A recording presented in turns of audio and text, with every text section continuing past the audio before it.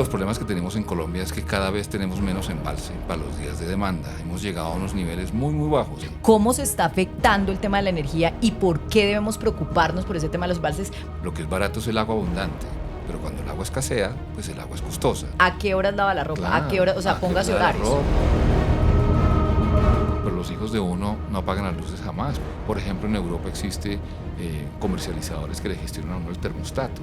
Entonces le dicen, si usted tiene la temperatura en 24 grados, yo le cobro la energía más barata que si la tiene en 23.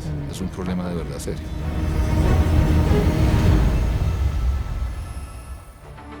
En Grupo es Mejor, el video podcast del Grupo Energía Bogotá. Conoce todo lo relacionado con el sector energético, la sostenibilidad y cómo el trabajo en equipo impulsa el futuro de la energía y el desarrollo del país. En Grupo es Mejor.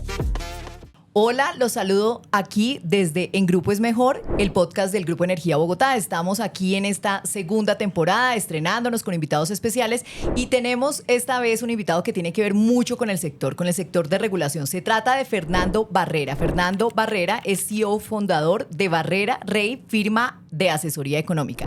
Es economista con doctorado en economía de la Universidad de Oxford, con especialización en regulación y competencia de mercados de energía, en los que ha trabajado desde hace más de 25 años. Fernando también ha sido regulador de la CREC, bastante experiencia en este tema de regulación energética en Colombia, y profesor investigador de la Universidad de los Andes en Bogotá y la Universidad de Oxford en Inglaterra. Fernando, ¿cómo me le ha ido? Y Bien, gracias por muchas estar gracias. acá. No estamos en Madrid, estamos en Bogotá. Estamos en Bogotá, si hace sol y todo, pues me imagino que porque tenemos un veranito bastante largo. Pues tenemos un veranito bastante largo y vamos a empezar por ahí. Usted me está dando pie para hablar de este verano. Ha llovido un poco, hablan de que los embalses, bueno, ahí pues estamos esperando que llueva más para que estos embalses puedan tener un nivel. Usted hoy en una conferencia que estábamos aquí en el Grupo Energía Bogotá nos mostraba una gráfica de esos embalses, Sí. y la estamos mostrando aquí en pantalla. ¿Qué dice esa gráfica? ¿Es preocupante? Bueno, dos cositas. Normalmente los embalses en Colombia siempre se miden como proporción del embalse útil, que es la capacidad del embalse. Pero yo creo que eso es una medida un poquito engañosa. ¿En qué sentido es engañosa? Que es que un porcentaje de algo que sea pequeño, pues no significa mucho comparado con un porcentaje de algo grande. Entonces, yo siempre he dicho que la manera de entender los embalses es mirarlo como días de demanda. O sea, ¿cuánta agua hay en el embalse para cuántos días de demanda me alcanza? Y uno de los problemas que tenemos en Colombia es que cada vez tenemos menos embalse para los días de demanda. Hemos llegado a unos niveles muy, muy bajos y la tendencia es completamente decreciente desde el año 2000, que creo que es en que empieza la serie de datos. ¿Eso qué significa? Eso significa que si queremos cubrir la demanda, no hay suficiente agua en el embalse. ¿Qué nos queda? Nos quedan los aportes. En Colombia los aportes solían ser suficientes para cubrir toda la demanda. ¿Y dónde se reciben esos aportes? En los embalses, pero entonces como son centrales que tienen poca capacidad de almacenar agua, pues en realidad turbinan mucha del agua que les llega. Pero hoy día los aportes también vienen cayendo como proporción de la demanda. Hoy día los aportes ya no nos alcanzan para cubrir la demanda. Bueno, mire, esos embalses, pues que en este momento, pues uno dice, estamos preocupados, usted muestra una gráfica acá que nos está diciendo, no están cubriendo la demanda. Nosotros nos hemos preocupado acá en Bogotá porque no sé si usted sabe, pero hay racionamiento de agua, Sí. ¿cierto? Precisamente también por el tema de los embalses. No me voy a meter mucho en el racionamiento de agua, sino me voy a meter con el tema de energía. Sí. ¿Cómo se está afectando el tema de la energía y por qué debemos preocuparnos por ese tema de los embalses? Porque no es un tema solo de Bogotá, o sea, estamos hablando a nivel país. No, no es un tema solo de Bogotá. Entonces, ¿para qué son los embalses? Los embalses sirven para guardar agua. Y el agua se guarda cuando no hay suficiente, cuando no entra suficiente agua al sistema, cuando no hay aportes. En Colombia tenemos la maldita costumbre de decir que el agua es barata y los combustibles líquidos y el gas son muy caros. Eso es mentira. Lo que es barato es el agua abundante, pero cuando el agua escasea, pues el agua es costosa y a veces más costosa que el gas, por ejemplo. Entonces, ¿qué ocurre? Lo que suele ocurrir en este momento es que si no tenemos suficiente embalse, no tendremos la posibilidad de cubrir la demanda si resulta que no nos llega agua. Y eso es lo que está pasando poco a poco. Cada vez tenemos menos. Tenemos muy poco embalse. Hoy en día la mayoría del embalse en Colombia está concentrado en dos embalses grandes, que son obviamente pues, el embalse de Bogotá y el segundo embalse que es Guatapé. Pero el resto de embalses se desocupan con muchísima celeridad. El Guavio se desocupa rápido, todo ese tipo de cosas. Entonces, y esos embalses de ahí dependen, o sea, nosotros en la energía dependemos de esa fuente. mucho. hídrica. Colombia normalmente teníamos suficiente agua para abastecer casi que 100% de la demanda cuando tenemos mucha agua, pero hoy día cada vez tenemos menos agua para abastecer nuestra demanda. ¿Eso qué significa? Eso significa que obviamente es importante que entre la térmica, que entren las renovables en su momento y cosas de esas, pero el agua ya no alcanza para tanto. Teníamos mucho embalse, entró Hidroituango con casi 1.200 megas, y nos hemos comido esa capacidad de generación bastante rápido. Entonces Bueno. estamos muy apretados. Y estamos apretados, pero entonces cuando uno está apretado uno busca soluciones. ¿Qué hacer? Pues obviamente la única cosa que podemos hacer, hay dos cosas de corto plazo y de largo plazo. Entonces de corto plazo, obviamente el sistema va a entrar a un verano. En Colombia la manera en que funcionan los embalses tiene una estacionalidad de largo plazo, que son los niños y las niñas, es una estacionalidad de largo plazo, y una estacionalidad anual, que es que más o menos entre el mes de diciembre y el mes de abril tenemos veranos. Entonces, si no llegamos con los embalses muy llenos al mes de diciembre... Vamos a llegar ya al verano. Vamos a llegar al verano. Y este año fue atípico, porque cuando esperábamos, digamos, que sucedieran las lluvias, no sucedieron. O sea, Este verano, bueno, ha sido muy malo porque tuvimos un niño. No fue un niño muy profundo, pero fue un niño más bien largo. Terminamos muy restiados. Terminamos con 22 días de demanda en el embalse. Muy poquito. No habíamos llegado a ese nivel nunca, jamás. Y además de eso, esperábamos que llegara una niña o una niña neutra. No llegó. Hemos tenido una época súper rara, un invierno muy, muy raro. Porque cuando le dicen a uno, no, los aportes son más o menos 50% de este mes. Sí, pero 50% de la media histórica, que es un montón de agua. Entonces hemos tenido un verano malo o un invierno muy malo y empieza el verano. ¿Qué nos trae el verano?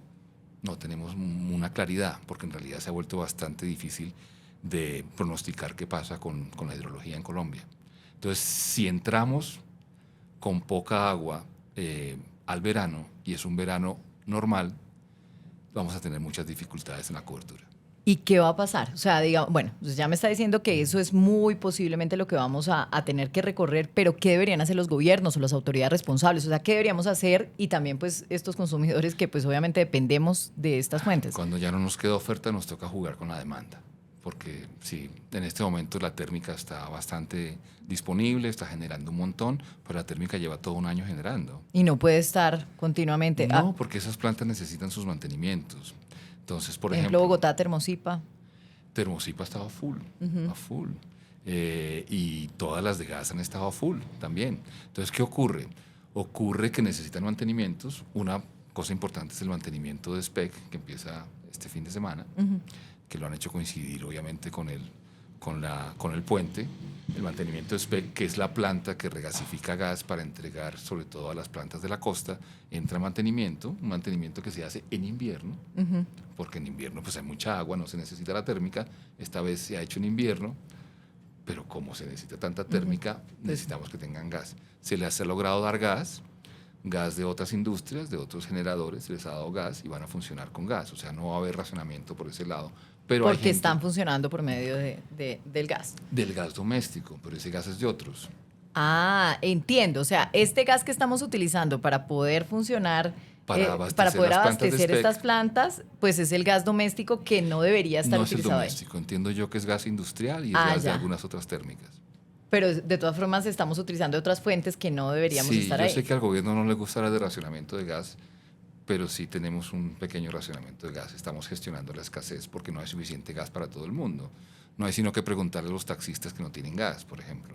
Hay escasez de gas. Hay escasez de gas. Fernando, usted me pone a pensar, y lo estoy diciendo en medio de mi ignorancia, porque pues no conozco el mercado regulador tanto como lo puede conocer una persona como usted que lleva más de 25 años en el sector, pero digamos una persona común y corriente, está escuchando o viéndonos aquí en este podcast del Grupo Energía Bogotá en Grupo es Mejor, y uno dice, no tenemos gas, no tenemos energía, el agua también está, pues digamos como en crisis. ¿Qué va a pasar? Porque entonces, y usted también nos decía, miren, el tema del gas es importante porque entonces al no haber gas, eso también afecta el tema energético. Mucho. Entonces, ¿cómo relacionamos esto? Porque uno dice, entonces, ¿qué vamos a hacer? Porque nosotros construimos este sector, lo reformamos en el año 94. ¿Usted hizo parte de esa reforma?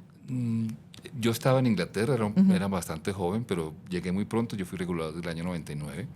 y que se hizo la gran reforma, que fue la ley 142, 143, sobre todo intentando que no hubiese racionamientos. Y hemos logrado pasar muchos niños sin problemas de racionamiento. Hemos tenido racionamiento de gas en el pasado, sí. Ujú. En el año 2009 tuvimos racionamiento de gas. No nos cuentan mucho de eso, pero pues hubo racionamiento de gas. El combustible. Pero eso era cuando había tanta dependencia del gas, porque pues hoy en día, sí, también hubo. pero teníamos exportaciones a Venezuela. Nosotros exportábamos gas a Venezuela. Hubo que cortar la exportación de gas y hubo que racionar a algunos consumidores en el interior, sobre todo. Entonces sí hubo racionamiento, pero el sector, no le estoy contestando la pregunta.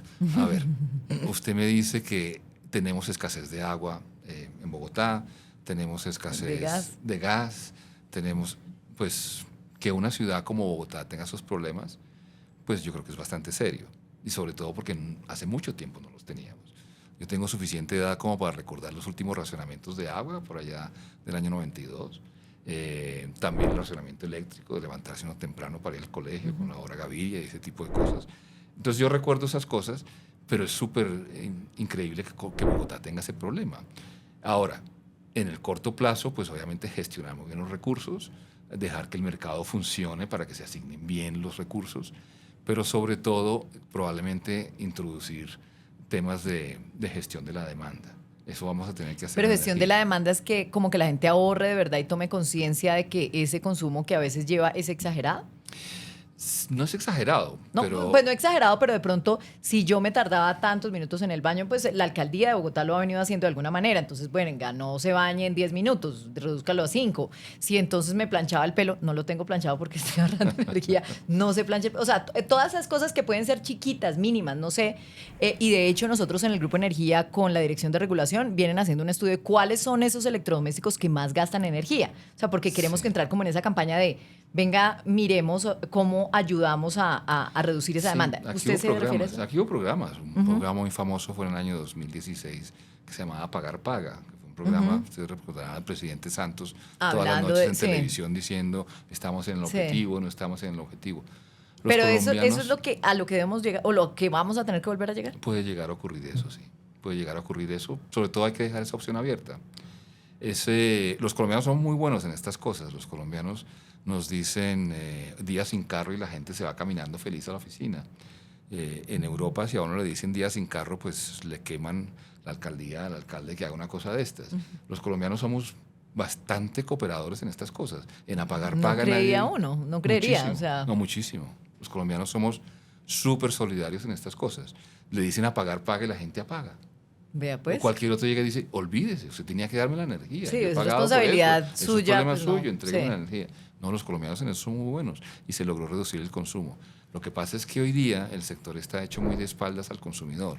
El consumidor conoce muy poco sobre sus electrodomésticos, sobre cuánta energía realmente utiliza. No lo conoce muy bien. Y como no hay tarifas que incentiven ese ahorro, como no hay programas de gestión de la demanda bien montados en ya le entiendo qué es lo de gestión de la demanda. O sea, Claro. no es solamente ahorrar, sino gestione su demanda. O sea, ¿qué es lo que usted consume? ¿A qué horas lava la ropa? Claro, ¿A qué horas? O sea, póngase lava la horarios. ropa. O sea, muchos países tienen tarifas de dos periodos para que Pero premian eso. Premian eso. Hoy día en Colombia ya le no entiendo tenemos que la una gestión tarifa de del un solo consumo. periodo, estamos muy desactualizados en tarifas, en realidad. O sea, son tarifas diferenciadas por gestión del consumo. Claro. O sea, no entonces- diferenciadas por estrato. Entonces no. la gente lava, por ejemplo, prende la lavadora a las 2 de la mañana y cosas de ese estilo, ¿cierto? Para poder ahorrar energía. Porque es mejor ahorrar energía en esas horas que en otras, en la punta. O sea, y como la gente no percibe la señal horaria del mercado, aquí nos cuentan que el valor de la energía cambia hora a hora, pero el consumidor no lo ve, pues el consumidor no hace mucha gestión. ¿Podría uno hablar de que debe haber más pedagogía en ese sentido? Porque pues si yo como consumidor no sé, o sea, tengo un ventilador prendido o un refrigerador también y al mismo tiempo tengo la lavadora, o sea, tengo una cantidad de electrodomésticos que me están consumiendo a la misma hora, pues no sé qué me está consumiendo y qué no. Sí, eso... Pero ¿qué ocurre? Hay formas de aprender, esto es todo el tema de economía del comportamiento. Hay formas de aprender que son del estilo, la gente aprende con crisis, por ejemplo. Nosotros aprendimos a apagar las luces después del racionamiento. Sí. Pero los hijos de uno no apagan las luces jamás cuando salen de una habitación, ¿cierto? Porque no han tenido que vivir ese tipo de cosas. La gente en Colombia aprendió a ahorrar agua en el año 92. Poníamos una botella en el para no inodoro, desperdiciar. no sé, para no desperdiciar y cosas de ese estilo. Había como ese tipo de gestiones, pero eso se pierde con el tiempo. Entonces, cambiar esos hábitos de consumo es muy difícil. Los economistas creemos que se pueden cambiar esos hábitos de consumo con tarifas más inteligentes, con comercializadores que le vendan a uno productos de estos. Por ejemplo, en Europa existe comercializadores que le gestionan a uno el termostato. Entonces, le dicen, si usted tiene la temperatura en 24 grados, yo le cobro la energía más barata que si la tiene en 23, en verano y cosas de ese estilo. Pero tienen medidores y ellos mismos los instalan para saber cuál es ese consumo de las personas. Sí, sí.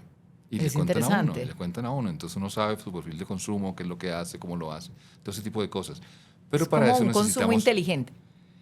Bueno, es un Pues no consumo inteligente, que no me refiero reacciona sino más... al precio de las horas del día. El precio de la energía cambia hora a hora, en realidad minuto a minuto, pero bueno, hora a hora para poder condensar este tema. Entonces, ¿qué ocurre? Uno, en realidad, si el precio está muy alto a ciertas horas, uno podría desplazar su consumo a otras horas. O si, por ejemplo, es una hora pico terrible en que todo el mundo tiene prendido el televisor, a lo mejor yo me voy a ver el partido al bar de al lado, ¿cierto? Cosas de ese estilo. La gente puede reaccionar al consumo si la gente empieza a ser consciente de eso. Pero en Colombia, como las tarifas son planas, no tiene ninguna importancia cuando yo consuma. Los hogares no saben, los hogares solo saben el acumulado.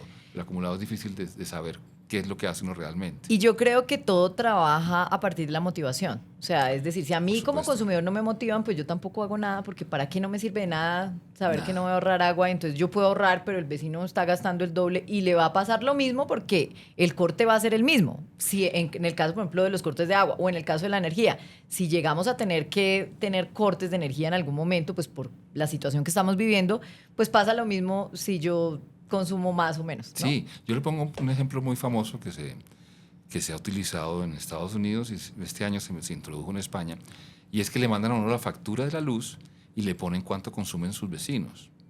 Eso es súper interesante. Entonces uno dice, una competencia. uy, mi vecino, resulta que es que mi vecino, ¿qué es lo que hace? Yo sé que ahí viven 3 personas y sin embargo consume menos energía que yo. Le voy a preguntar o voy a intentar competir o quiero saber. Ese tipo de cosas fomentan que la gente como que se empiece a preocupar por lo que consume. Los colombianos, muchos son muy recursivos. Aquí hemos sido muy paternalistas y no dejamos que los consumidores tomen decisiones, pero si hay gente recursiva son los colombianos. Sin embargo, el papá gobierno en Colombia muchas veces considera que los colombianos no saben qué decisiones tomar, pero sí somos muy buenos. O sea, uno ve los recursivos que somos, cómo nos gastamos la plata, cómo ahorramos, cómo ese tipo de cosas. Si les diéramos señales de incentivos en el consumo, yo le aseguro que los colombianos lo harían muchísimo mejor. Pero mire que es muy interesante. ¿Usted hace cuánto vive en España? Hace muchos años, pues yo vengo mucho a Colombia, a mí Colombia me encanta. ¿De verdad? Sí. Bueno, ya ahorita le voy a preguntar de Colombia, pero me parece interesante y le pregunto que, pues, ¿hace cuánto vive? Es porque, mire que uno a veces no, como cuando uno está acá uno no se da cuenta de lo que tiene. Usted dice, somos recursivos. ¿Por qué no aprovechar esa recursividad, pues, para aprovechar, o sea, para sacar un beneficio para todos? Por ejemplo, en el tema tarifario. Yo llevo años buscando esto, buscando que se le dé más poder al consumidor, que es uno de los pilares de la transición energética. En Colombia hablamos de transición energética y solo hablamos de renovables. Transición energética es contadores inteligentes, es gestión de la demanda, es participación del consumidor, es digitalización de la economía, es un montón de cosas. Entonces, yo siempre he sido un partidario de que dejemos a la gente elegir su comercializador, de que dejemos que la gente decida si me quedo con el grupo Enel en Bogotá o me voy con el grupo EPM o con alguna otra cosa. ¿Quién me ofrece mejor tarifa? ¿Me quiero cambiar? Quiero ese tipo de cosas. Hoy día es muy difícil hacerlo en Colombia porque hay una barrera tecnológica que ha introducido la CREC y en el fondo la CREC no está cumpliendo con los principios de la ley 142 que le dicen a uno que uno tiene que tener la posibilidad de elegir el prestador del servicio. Hoy día se dice de manera virtual que sí, pero no en práctica. En práctica no, porque hay que comprar un contador y ese contador tiene que ser horario. Pero mire que me parece súper interesante lo que usted dice. O sea, hoy incluso por ahí ha habido como visos de que de pronto el gobierno va a introducir una nueva reforma, o sea, va a introducir una reforma a la ley de servicios públicos. Y estamos hablando de esta ley 142 y uno dice, pero entonces si ya tiene eso esa ley, ¿yo para qué la voy a reformar? Pues no sé, o sea, usted me está dando aquí. A mí yo soy un gran admirador de la ley 142 y no solo en Colombia, sino en el mundo entero y la defiendo. El problema de la ley 142 es que no se ha cumplido a cabalidad y eso es uno de los problemas que tenemos. Yo sería más partidario de profundizar en la ley 142, de hacer todo lo que dice la ley 142 que en lugar de crear una nueva, porque creo que tiene cosas muy buenas. Sí hay cosas que hay que mejorar, pero yo creo que se pueden hacer dentro del contexto de la ley actual. Por ejemplo, que hay que mejorar el mercado mayorista, hay que mejorar todos los temas de gas, hay muchas cosas donde se puede mejorar, pero eso es cambio y regulación. Con una CREC buena lo haríamos muy fácilmente. Mire que usted me acuerda hace, unos podcasts atrás estuvimos con Rosley Vergara. Rosley, ella es una representante de las zonas no interconectadas y hace parte de una junta donde ellos pues gestionan, si me entiende, toda su energía y demás. Y ella, yo cuando le hice esta pregunta de la ley 142, quedé sorprendida porque yo dije, no, ella me va a decir que hay que cambiarla. Y ella dice, ¿para qué más leyes? Lo que hay que hacer es hacerla cumplir. Sí, yo creo lo mismo, pero de verdad... Y estamos hablando con dos personas que pues, usted no, ni conoce a quién le está hablando y están en el mismo... No sé quién es. En el mismo camino. No, pero es interesante. Fernando, hay una cosa que usted me ha repetido acá y yo voy a ir por ese camino y se la he escuchado en varias ocasiones. Usted habla de competencia del mercado, o sea, de liberar ese mercado y que la gente pueda elegir, pero también es de liberar ese mercado por medio, pues, de que, digamos, usted me dice, si yo tengo, pues, que pueda elegir quién me presta el servicio y quién lo hace mejor, no voy a nombrar aquí empresas específicamente, pero pues usted dice, venga, miremos a ver cómo se hace eso. ¿Por qué le tenemos tanto miedo? Y usted me lo puede decir porque usted no está trabajando acá, ni no está asesorando a nadie en este sentido. ¿Por qué le tenemos tanto miedo a ese libre mercado? A ver, yo le voy a ser franco. La Comisión de Regulación de Energía y Gas tiene dos funciones. La regulación del mercado y tiene la función de promover la competencia. ¿Eso qué es? Promover la competencia es eliminar las barreras que existen para la competencia. Una barrera clarísima que existe para la competencia son la instalación de medidores horarios, porque eso cuesta un poco de plata y la gente entonces no va a incurrir el costo del medidor horario y preferiría quedarse con la empresa que siempre le suministra. Eso la CREC debería eliminar esa barrera. Se supone, si yo quisiera un medidor, lo tengo que instalar y yo lo debería pagar, el usuario. Sí. Y la CREC dice... bueno, sí, páguelo. Entonces, yo he hecho varias propuestas al respecto de intentar liberalizar ese mercado. Hay maneras de hacerlo. En Europa se hizo. En Colombia, esta presentación que hicimos hoy mostraba que fuimos pioneros en el tema de liberalización del mercado mayorista, año 94, muy temprano, solo superado quizá por Chile y quizá el Reino Unido por un par de meses, pero fuimos de los pioneros, año 94. ¿Cuál es el problema? Que ahí nos quedamos. Porque hay otras liberalizaciones de las que no hemos hablado en Colombia. La del mercado minorista. En Colombia no se ha hecho. En Inglaterra se hizo en 1998.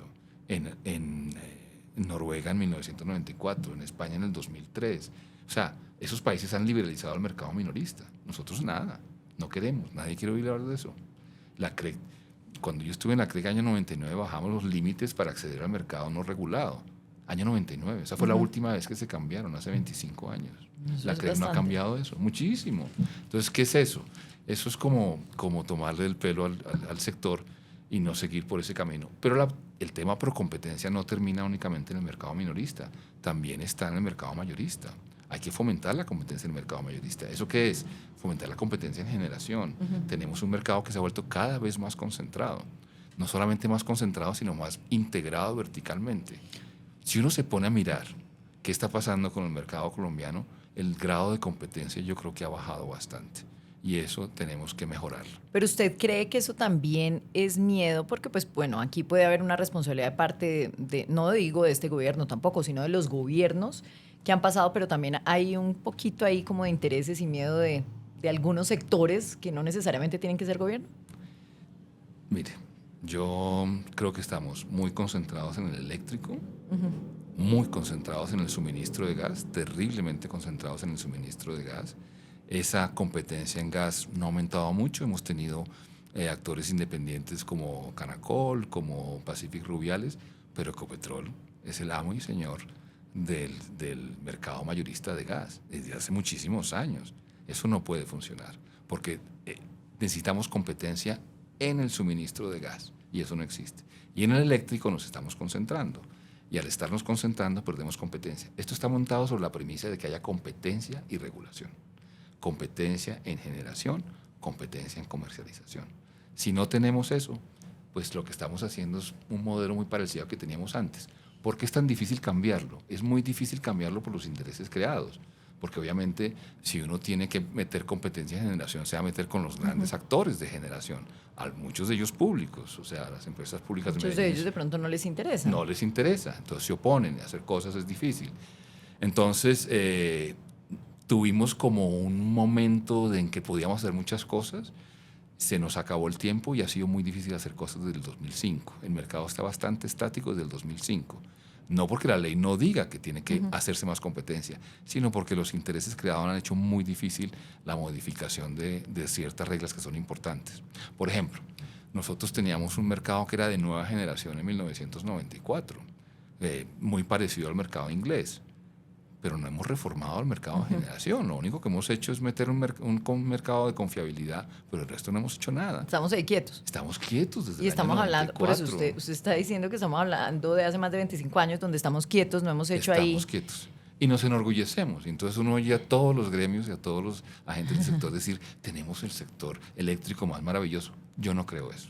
Yo creo que lo teníamos. ¿Usted no cree eso? O sea, No, ¿usted cree lo que no teníamos es? hace 25 años. Pero no hoy ahora. día no. Y No. para tener ese sector maravilloso tenemos que pensar en esa libertad de ese mercado. Claro, y dentro del contexto de la ley 142, 143 se puede hacer perfectamente bien. Sin necesidad de crear más leyes, porque estamos llenos de leyes, sino es hacerla cumplir, hacer una Por liberalización supuesto.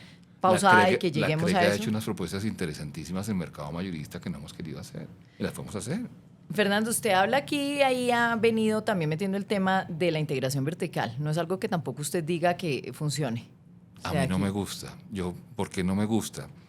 Porque sobre todo hay sectores regulados en los cuales tiene que haber libre acceso. Por ejemplo, en la transmisión tiene que haber libre acceso. Todos los generadores tienen que tener derecho a inyectar su energía a las redes de transmisión, ¿cierto? Pero si estamos no integrados en generación y en transmisión, pues uno hace la vida difícil para sus rivales. Claro, no pueden estar sino los que están ahí en esa integración. Imagínense que integráramos a Isagen e ISA. Imagínense los competidores de Isagen teniendo que acceder a la infraestructura de ISA. Ese es un problema de integración vertical. Y entonces yo soy muy partidario de separar todas esas fases de la cadena, como se ha hecho en Europa y como se ha hecho en el mundo entero. Nosotros nos hemos regresado. Éramos mucho más liberales y promercado, pero el gobierno pasado nos dejó una ley en que se permitió la integración vertical y se están integrando verticalmente muchos agentes en la cadena. Y eso yo Cerrarle creo que es una muy puertas a mala idea. muchas cosas. Sí, muchas cosas. Entonces yo creo que podemos hacer cosas. Tenemos errores graves, yo digo nombres propios. Haber permitido que Ecopetrol comprase a ISA, eso es un error muy grave, muy grave. Usted La no única. está ahí de acuerdo. No, O sea, ¿le la parece única. que...? A ver, yo conozco muy bien lo que le está haciendo las compañías petroleras en términos de descarbonización. No hay ni una sola que tenga activos de transmisión, ni una. O sea, como es la única empresa que está descarbonizándose comprando transmisión. En realidad, eso no formaba parte del plan estratégico de Ecopetrol. Eso fue porque el gobierno pasado necesitaba una plata y se la entregó a Ecopetrol. O sea, es muy sencillo. Pero eso crea unos problemas gravísimos, porque Ecopetrol quiere ser generador. Y si Ecopetrol es generador y es dueño de ISA, pues entonces, ¿cómo va a hacer para competir con otros generadores? Y no solo eso, ISA tiene integrada al operador del sistema, que es el que garantiza que se utilice bien la energía en todo momento. Si XM está metido dentro de ISA y ISA es de Ecopetrol, ¿Qué va a pasar? O sea, es como una concentración. una concentración y un tema contrario a la competencia. Muy grave. Yo le entiendo y lo que usted dice es sentémonos y pensemos, ¿cuál es ese llamado que uno debería hacer? O sea, ¿cuál debería? Porque, por ejemplo, pues si yo no estuviera acá haciéndole esas preguntas, si estuviera viendo esto, me preocuparía. O sea, ¿qué debería uno hacer? Porque debe haber alguna solución o algún camino que uno deba recorrer para... Yo creo que se pueden hacer muchas cosas dentro del contexto de la descarbonización, por supuesto que sí. Creo que en el tema de integración vertical podemos hacer cosas. Yo exigiría separación legal, juntas directivas independientes, cosas de ese estilo. Existen muchas maneras de separar empresas. O sea, yo no... Bueno, que eso también es gobierno corporativo, que Claro. eso funcione de verdad. Claro, pero eso es una imposición de la directiva europea, por ejemplo. Eso así funciona allí. Se le permite que usted sea dueño de alguna otra empresa, pero juntas directivas separadas, cuentas separadas, todo separado. Eso se podría hacer. Fernando, ya para ir concluyendo, porque yo le dije, no nos podemos demorar tanto, pero el tema está demasiado interesante y además que usted ha abarcado bastante de lo que es de nuestro sector, la CREG. ¿Usted qué diría ahí, en ese tema Yo de la diría, yo hice un estudio para el DNP hace unos 5 o 6 años sobre tratar de reformar la CREG. ¿Qué me preocupaba a mí de la CREG? La CREG, yo no sé si la gente sabe, pero la CREG está formada por unos expertos independientes de reconocida trayectoria, no sé qué historias, y está formada por 3 ministros. Yo siempre he pensado que los ministros fueron una idea interesante en la transición, pero que los ministros no deberían ser parte de la CREG. Yo creo que la CREG tendría que ser una junta directiva de gente súper competente, súper buena, que pero sepa todos también del tema. independientes. Porque es que uno a veces tiene ministros que están sentados en algunas empresas del Estado, que además van a la CREG a regular. Eso yo creo que es una dificultad grande. Entonces propusimos esa reforma de la CREG, porque nos preocupaba muchísimo que la CREG había perdido mucha independencia. Y lo logramos demostrar. ¿Cómo perdió mucha independencia la CREG? A pesar de lo que el gobierno dice, no es que los expertos se volvieron más aliados de la industria, que es una acusación que ha hecho el presidente en reiteradas ocasiones, sino que el gobierno se tomó la CREG. Ya la entiendo. Si usted ve en realidad qué es lo que ha pasado con la CREG y la mayoría de expertos de los últimos años, todos vienen del gobierno. Todos. Hasta se inventaron la figura del experto encargado. Y el experto encargado eran personas que llevan a cabo funciones dentro del gobierno. Hoy día hay uno que está en la NH y además es experto de la CREG. ¿Cómo hace uno para tener esos 2 trabajos? El trabajo de experto comisionado es un trabajo de 150% del tiempo de la persona disponible, porque hay muchos temas por hacer. Entonces necesitamos gente claramente dedicada a eso. Hoy día no tenemos eso. Hoy día tenemos pues 3 expertos independientes. Ha habido mucho tema con el Consejo de Estado. Hemos tenido un gobierno que se quiere tomar la CREG. El gobierno pasado cometió el error de no hacer los nombramientos más idóneos y hemos terminado con una CREG que hoy día puede ocurrir que no se pueda sesionar, que no tenga quórum y que no pueda tomar decisiones.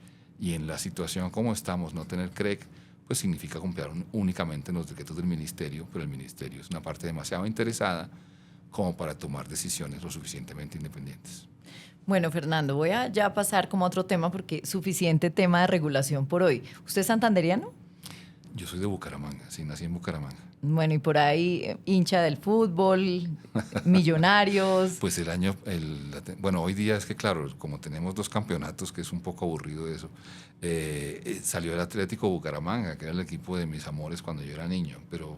Búcaros. Sí, además le ganamos a Santa Fe en Bogotá, que eso es una cosa maravillosa, porque yo soy de Millonarios. Es de Millonarios. Bueno, ¿y qué? Cuando está allá en España, ¿tiene su canal colombiano? ¿Tiene Yo algo? veo todo eso, lo sigo ¿De mucho verdad? porque Millonarios se ha vuelto un equipo como muy razonable después de los años terribles en que la Dirección Nacional de Estupefacientes era la accionista principal. Pero hombre, yo vivo en España, sigo el fútbol español, que es un fútbol maravilloso, y el fútbol inglés. ¿Barça o Real o cuál? Soy anti-Madrid, sobre todo, anti-Real Madrid. ¿Anti? Sí. ¿Y por qué? Usted vio esta semana lo que pasó con el Balón de Oro. ¿Qué le parece? No lo retrata perfectamente. Pero bueno, Ese pero es el todo... Real Madrid. El Real Madrid es un equipo bastante arrogante y difícil. Y a mí siempre me ha gustado estar con los débiles. Y entonces, pues los débiles son el Rayo Vallecano, que es un equipo muy divertido.